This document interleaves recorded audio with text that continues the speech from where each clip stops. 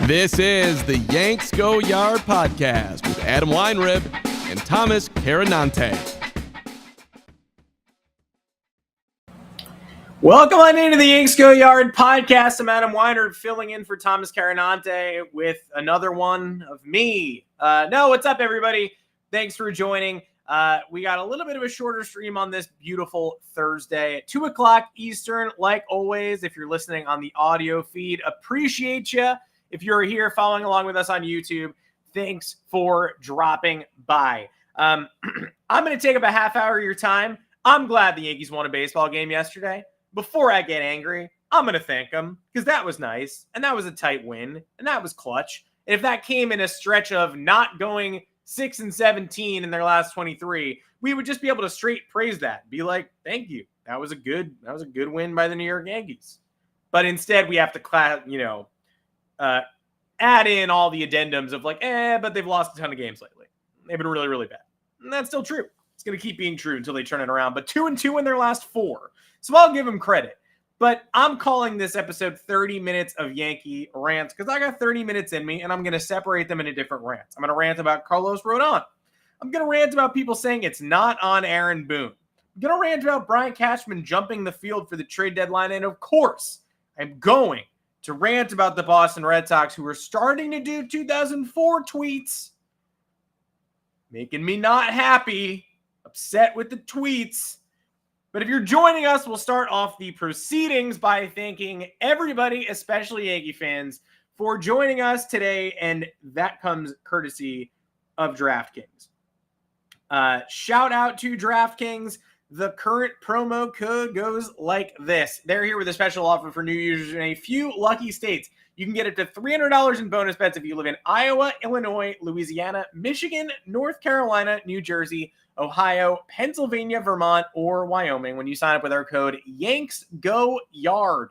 New users in these select states can make a first bet of $5 to get $150 in bonus bets, a $10 first bet to get $200 in bonus bets, or a $50 first bet to get $300 in bonus bets. If you don't live in one of these states, no worries. We've still got you covered with $150 in bonus bets with our code Yanks Go Yard. The best part is you will receive your rewards instantly after placing your first bet, even if you lose. Using our code Yanks Go Yard not only grants you your bonus bets, but it also directly supports our podcast. If you've been considering signing up for DraftKings, make sure to use the code Yanks Go Yard to maximize your first bets. This offer is only available to new customers who are 21 plus and physically present in legal gambling states. Please remember to always gamble responsibly. Check that episode description for full terms of the offer to see which ad you qualify for. You're all the best. We love you. We love you, DraftKings. Thank you.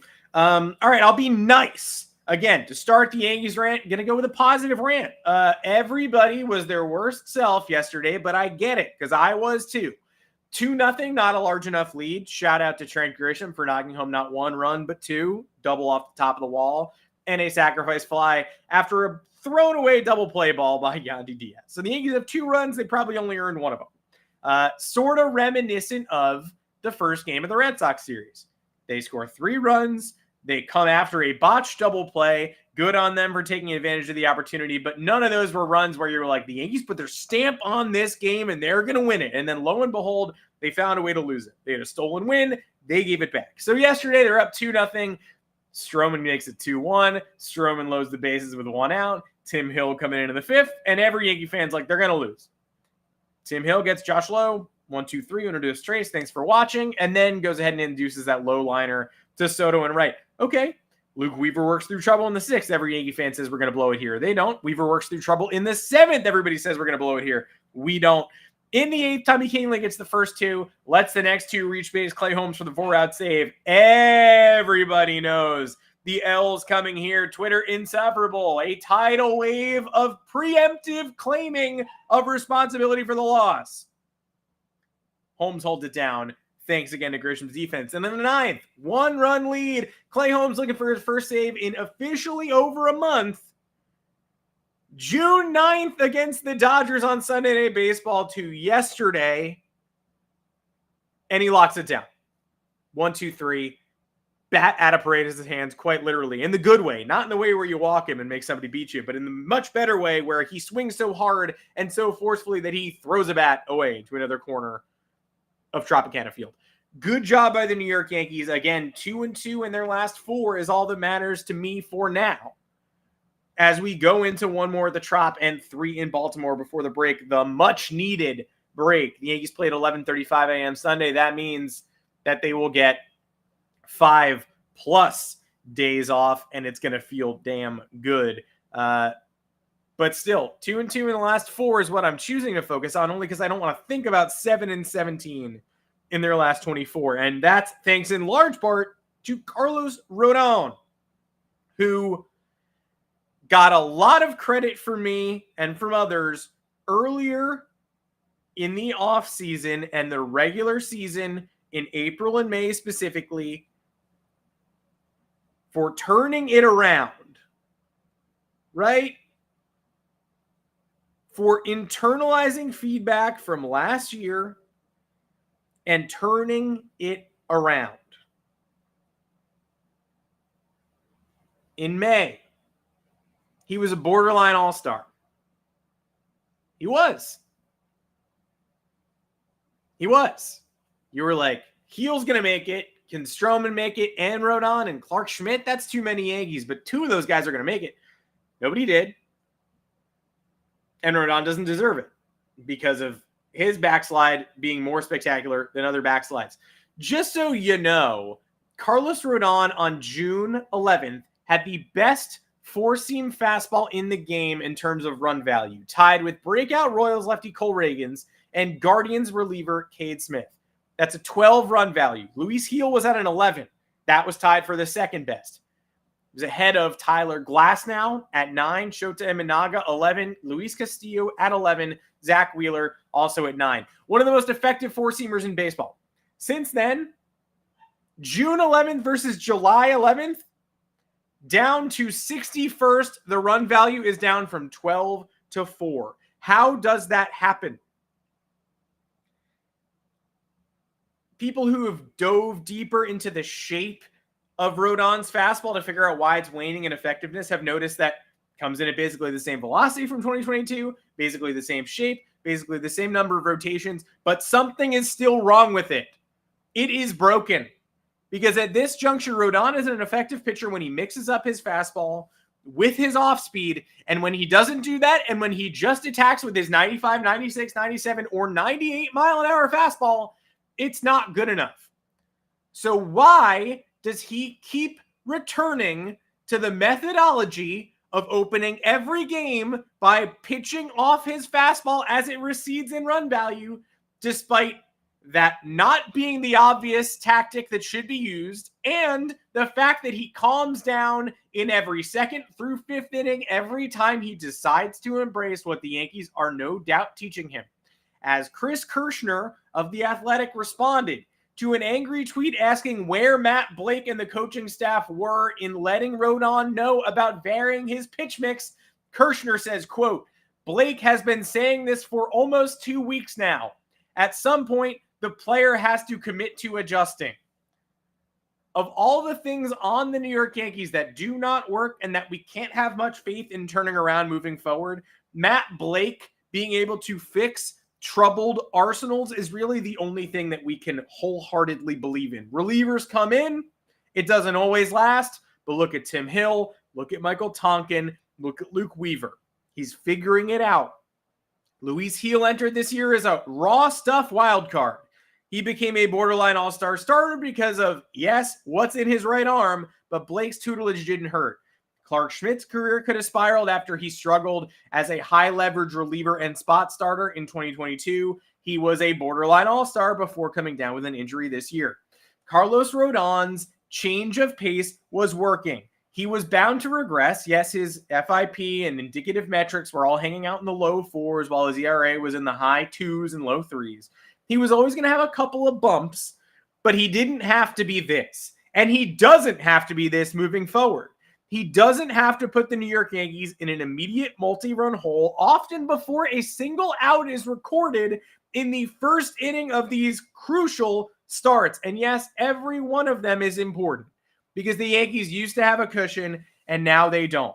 What you want to do with a cushion is maintain it so you can comfortably set yourself up for a deep playoff run. What you don't want to do is lose it so that you have to fight for your life in the entire second half. That's what the Yankees have done. It's past us now. We can't relitigate that. We can't uncollapse. But what we can do is steady the ground moving forward. And Rodón is a huge part of that if he buys in.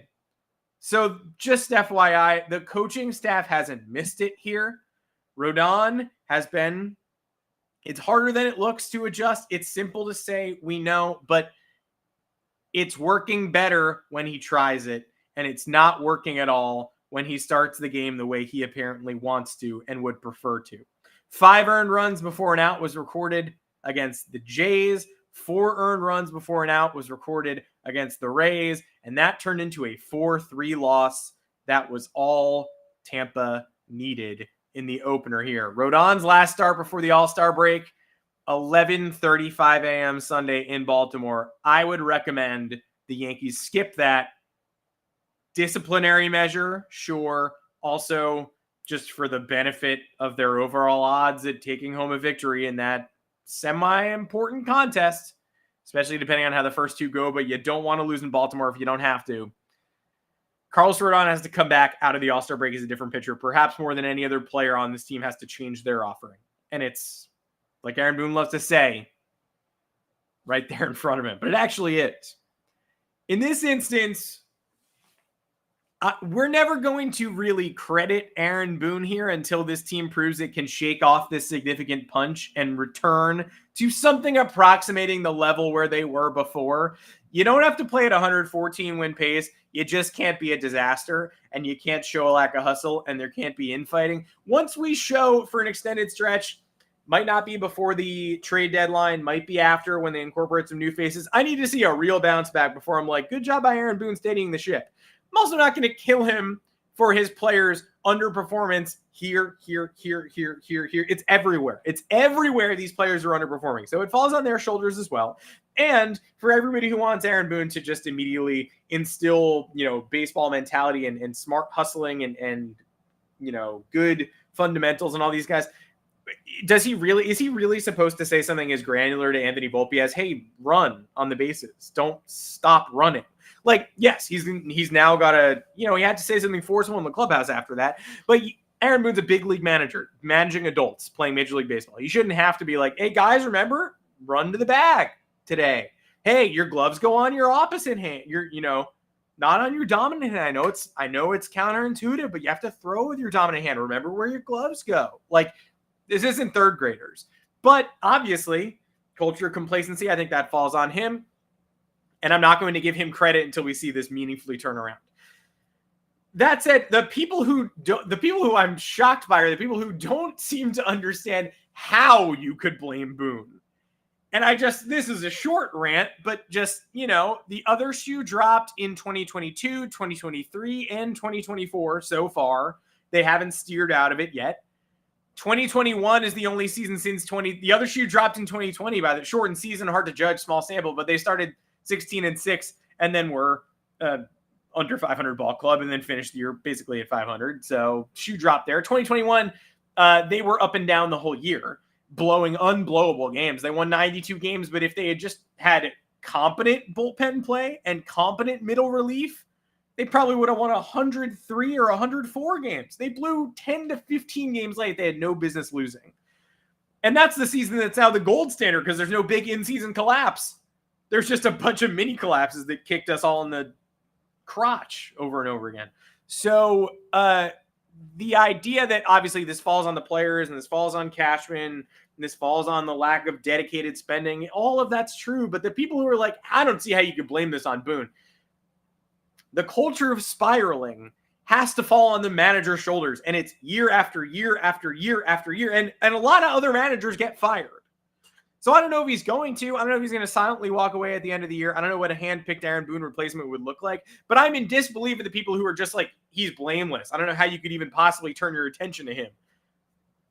So you're basically saying, if you say that no other manager should ever get fired. We can never upgrade this. The manager is an unupgradable spot. I don't get it at all. If the Guardians Stephen Vogt was sitting out there and the Yankees had dismissed Aaron Boone. They could have been first to Stephen Vogt. Instead, he replaces Terry Francona. The Guardians go from one genius to another. They don't lose a step. They maybe get better. So there are great managers out there. Aaron Boone, I think, is a solid manager who can do autopilot baseball very well. Pressed all the right buttons in the bullpen last night, so credit for last night. And I think going back after it, I would have said that even if one of them backfired, because I don't think he made a wrong move last night. And luckily it all worked, so we all get to say, okay, good one. Good job, Aaron Boone. But the people who are just the blameless people, the people who are like any other person other than Aaron Boone could be responsible for this, I don't understand it at all. And while we're talking about Brian Cashman, jump the field, man. A lot of other teams can wait for the trade deadline, right? A lot of other contenders could stand to get better. There will be a lot of competition at the trade deadline. It's likely to be a seller's market, meaning that the sellers are going to be rubbing their hands together like Montgomery Burns, pumped to rip off buyers. It's going to hurt, right? The price is going to hurt. So if you have to pay a high price in this particular season when you're already going off the rails a little bit, can you just get a deal done on July 12th or perhaps after the draft? Maybe the 15th during the All-Star break, maybe the 17th. The more games, the better with a Tanner Scott, with a desired commodity, with a need, especially for you. Because again, they were never more than like 9.5 or 10 games up on a playoff spot. I don't think, maybe 11. They were 13 in the loss column up on the Red Sox after play on June 14th. But the Red Sox weren't in a playoff spot at that point in time. So in terms of having a hold on a playoff spot, they're like 5 games in the loss column up right now. I think at most they were 10 up on like the Royals playing over their skis and the Twins and whatnot. So, that leads like it's been cut in half. Not good. Not what you want. It's not like it's down from 15 to 1. The Red Sox got down from 13 to 2 in the loss column. And it could happen again. So you got some area to play around with before it gets too dire in the playoff field specifically. Reinforce your team now because you're going to want to play at those margins. Like you're going to want to grab. We were so excited they banked the wins they did in April and May. Bank some more wins now and bank some more WAR. Add to your roster because it's going to hurt either way. You're not going to get a bargain on Tanner Scott and Andrew Nardi if you wait till the trade deadline. Everybody reads Baseball Savant. They know the StatCast sliders. It's like Luis Rengifo. A lot of people are angry about Luis Rengifo in the online discourse right now. I think every MLB team has seen the StatCast numbers. They know. They know the percentiles. He still might be able to help a team out for the second half. Maybe he's going to keep playing above his head and keep outplaying his percentiles, or maybe he'll flop. That's the chance that you take as a GM. It's a tough risk. I don't know if Brian Cashman's going to take it, but whatever the risk is, whatever the reinforcements are, you're going to be giving up upper echelon talent from the farm system no matter what. So I would love to see some of those pieces in place 10 days before the trade deadline rather than at the deadline. The sellers are going to be happy either way. You're not getting off scot-free. You're not getting off light. You are going to have to pay up. So do it now. Brewers knew it. Aaron Savali, nobody had him leaving July 4th weekend. The Rays are open for business. The Marlins are open for business on Luis Ariz in May. Jump the gun now. But not for Jazz Chisholm. Don't do that. Don't do that at all. But just do no thank you. All good. Call the Marlins about their relievers if they counter with Jazz Chisholm. Just walk away. No need to do it. There is a chance that an electric personality like Jazz Chisholm in the playoff race wakes up and becomes the on-field and locker room leader that we know. Locker room leader, I can't speak on that. On-field leader, very, very talented, power bat. Will he rise to the occasion or will he be overwhelmed by his own bravado? I don't want to find out. I don't need a 104 OPS plus bat this season, career 103 OPS plus, 100 OPS plus last year. The only above average season, decidedly above average season he's ever had was 2022, and that was 60 games long. He had a fantastic 60 games in 2022 that got him named an all-star and got him the cover of a video game. Other than that, average bat, outsized personality, chemistry fit. I'm not one to judge. I'm not here. I just know that if I'm going to maybe be dealing with a chemistry issue or a larger-than-life personality, I would like them to have displayed more than above average characteristics with the bat over the course of their major league career. And Jazz Chisholm has not done that. Let the Cardinals or Dodgers or Pirates figure out whether he's the guy who rises to the occasion in the playoffs or not. The Yankees need fewer question marks, and displacing Gleyber Torres for the second half with Jazz Chisholm does not solve problems that the Yankees currently have. Unless Jazz can develop Tommy Kahnle's changeup, then we're in business. But other than that, no thank you. And while we're here, Boston Red Sox, please go away. Boston Red Sox, you can go away. It would be fine if you wanted to leave. It would be fine. Alex Cora doing a fantastic managerial job again. The Boston Red Sox were a 500 team before they faced the Yankees at Fenway Park, at which point they woke up. They stole 38 bases off Jose Trevino. They began looking like an aggressive, youthful, athletic team. They're in a playoff spot right now because they've earned a playoff spot. They look like buyers at the deadline because they've earned the right to buy. And yet all I heard from Red Sox fans all offseason long was how this ownership group was villainous. John Henry was labeled a top 10 villain in Boston sports by John Tomasi like 3 weeks ago. And he was on a list with like Boston sports killers, like A-Rod. And like people who spurn the city and join the Yankees like Roger Clemens. And like Celtics enemies. Like it wasn't like the villainous internal Bostonians who were ruining our sporting life. They just put John Henry on a list of external enemies because they're like, this guy's this villainous. He belongs. No. He's won 4 World Series for your World Series starved team over 20 years. And he's getting a little tighter with the wallet these days, but somehow they've managed to make it work to the tune of being 50-41 and deadline buyers. And I'm sorry that all Red Sox fans who I saw online this offseason boycotted the team because they didn't sign Jordan Montgomery, who has, I believe, a 38.45 ERA. That would have maybe blown up their season if they had made that financial commitment. They didn't. But again, not going there made Red Sox fans I saw on the Twitter sphere boycott the season this year. That was the discourse. I'm not watching this. I'm not watching this because my owner doesn't care about me. He's a top 10 villain in Boston sports. You're a good team. And then 3 months later, they have the same record as the 2004 Red Sox. 50-40. And now 50-41 after losing to Mason Miller last night. Still the same record. The 2004 Red Sox were 50-41 too. The magic of the Netflix documentary. Every Red Sox fan was saying at the start of the season, why is Netflix filming this season? We're so bad. Oh, no one's going to watch this. Now it's like, thank God Netflix is filming the season. 2004 vibes. 20th anniversary of 2004. Thank you, Netflix. Netflix power. If we see this 2 stupid World Series flags and the World Series logo when they come out, I might really lose my mind because this feels a little bit rigged. A little riggy.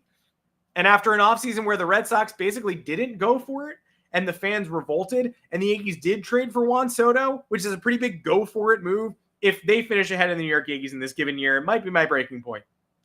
Might have a tough time with baseball after that. Oh, and also Alex Cora, not under contract beyond this season.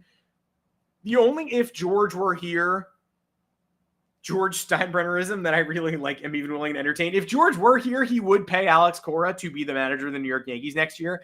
I'm good without it. Alex Cora, remember, spearheaded the cheating scheme in Houston.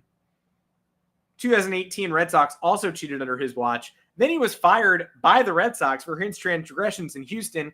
And the punishment was, we thought long and hard about this. You're going to have to watch the 60-game pandemic season with all its restrictions, the toughest season we've ever known. You're going to have to watch that from the comfort of your own home. I hope you're happy with yourself. You're going to have a relaxing year during the coronavirus pandemic at its peak.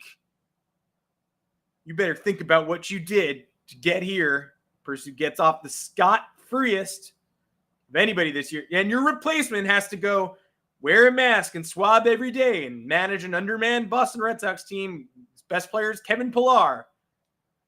Every day, and the locker rooms are in the stands and nobody goes in the ballpark. Hope you're happy now. The job managing the Red Sox in 2020 was a worse punishment than what happened to Alex Cora. And then he was allowed to walk back to his own job. Old job, no demotion. Even AJ Hinch had to go to Detroit. The Red Sox were just like, contrition. I mean, presumably the Red Sox pretended they had contrition because they remembered that they had endorsed his sign stealing tacitly in 2018 when they hired him, and then he used a variation on it that season to win 108 games in the World Series. But either way, shouldn't have been allowed to walk back right to his managerial position. Shouldn't just be lionized on national broadcast like ESPN on Sunday night. What a job by Cora, who again was fired for his transgressions in the Astros scandal. If they still say it about AJ Hinch, they should still say it about Cora, who faced no repercussions.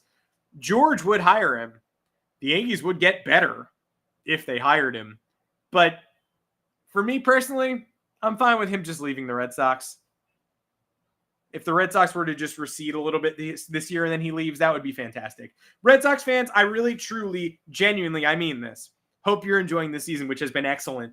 A lot of young players, a lot of talent, a lot of athleticism, a lot of overperforming.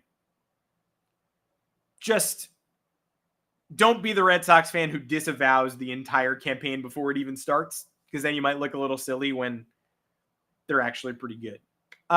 Did I get to 30 minutes? Not quite. Man, I was close. Can I vamp for another 2 minutes to get the 30 minutes of Yankees rants past the finish line? Talk about the rest of this Rays series, the 1 game and the 3-game O's set. Again, Carlos Rodón. I am a fan of you personally, but the fire and intensity that you brought in 2021 and 2022, you have turned it inward since coming to the Yankees, man. This is not the first time you've disagreed with Matt Blake. I really hope it's the last, but it's feeling like it won't be. If this gets all the way to the end of the season, and this is for your own good and for the good of the team, of course, but Carlos Rodón, at your best, you are so great, even compromised, and there's still a lot within you, and I want to see you realize it. If it's just not going to work here, if you don't agree with the pitching coach, he's going to be here. So you're going to have to talk long and hard with the Yankees about trade options after this season if it doesn't get any better. And I really hope it gets better, because I think your personality is much better than what it's been over the last 3 weeks. I think you showed it in May. I think we all commended you for the turnaround. I was on the top step rooting for you, and I still am. I just need you to get back there. I just need to get back there. And if it doesn't get close by August and September, as maybe you're not a 2, but maybe you're a 3 or a 4, off-season conversation is going to be really tough. Because the Yankees have not a lot of eternal pitching depth moving forward. They develop well internally, but close to the bigs. I mean, Will Warren's having a tough year. He was on the BA hot sheet this week. Good for him. Going to need to see more. A non-6 ERA at AAA would be great to see from him before I'm like, Will Warren in Rodon's place. Let's do it. Drew Thorpe looking pretty good on a different team. He was on 3 organizations between 2023 and 2024. I have faith that the Yankees will continue to develop arms. I have faith they'll be able to replace innings next year and the year beyond that. But Rodón can't get with the program. It's going to be another free agency maneuver this offseason, probably. That adds to the cost next to Juan Soto. So either get on board or this gets to be a really ugly conversation. I'm excited for some breathers. I don't know about you. I'm excited for the All-Star break. I love the All-Star game. I really do. Players should be wearing their team jerseys in the game, but the workout jerseys on workout day. I don't know why this is so controversial. Everybody is angry that they don't wear the team jerseys in the game anymore, as am I, but they're also acting like we didn't have workout jerseys before this. We did. It's a great merch opportunity. I look forward to the design every year. The players wear them during the Home Run Derby and during Monday. It's actually sick. It's a really good use of them. You can have both. People who are like, these are gross, these are tacky, bring back the old jerseys, seem to conveniently forget that they always wore something like this, and they should keep doing that. I love it. Also bring back the signature side panels from 99, 2000, 2002. That's real nerd shit, but I think I've said it before in the podcast. I collect those signature side panel hats from the old All-Star games. That was a great innovation. They would have player signatures. They would sell them on MLB.com. If you got them, I'm paying. Bring those back. But keep the workout jerseys. Keep the warm-ups. Make players wear them on Monday. Also make them use old-school camcorders to film the Home Run Derby like they're recording the dunk contest. And then for the game, let players wear their regular attire. It's a better look. But make sure that the pants are not see-through. Fanatics, you mongrels and savages. That's it for this podcast. Thomas Carinante will be right back here on Monday, 2 o'clock Eastern, wrapping up the first half, getting ready for the Derby. Pretty fun stuff. This was past the 30-minute mark, so we did it. If you're on the audio feed and you were worried a couple of minutes ago that I wasn't going to get there, you could have just checked how much time was left, because then you would have had the answer. You would have been like, oh, we did it. I did it. Shout out to the New York Yankees for always giving us content. It's on yanksgoyard.com or Yanks Go Yard FS, the Twitter handle. I am at Adam Weinrib on Twitter. There's always more to talk about with this club, with this crazy club, and the oddness that they always seem to be responsible for. The second half, spoiler alert, going to be up and down. Hopefully more ups than downs. Hopefully the roller coaster is exciting. It doesn't plummet too quickly. Love these Yankees. Plenty of players need to bounce back. Plenty of players need to listen to coach's advice. Plenty of new faces need to join this team at the trade deadline, and we will be fully in trade deadline mode when we get back from the All-Star break. Can't wait. Join me on the Baseball Insiders Live every Monday and Thursday at 3:30 typically. But guess what? Before the deadline, starting next week it'll be Monday, Tuesday from the All-Star game, then Friday. Then up to the deadline, Monday, Wednesday, Friday, 3 times per week, distilling those rumors. Expect a little Robert Murray crossover on the Yanks Go Yard feed as well. Shout out to everybody who joined me over there. See you there in about an hour if you are on YouTube. Otherwise, have a great weekend. See you right back here Monday, 2 o'clock Eastern. Please, Yankees, bank some more wins. Make your record respectable. Shout out.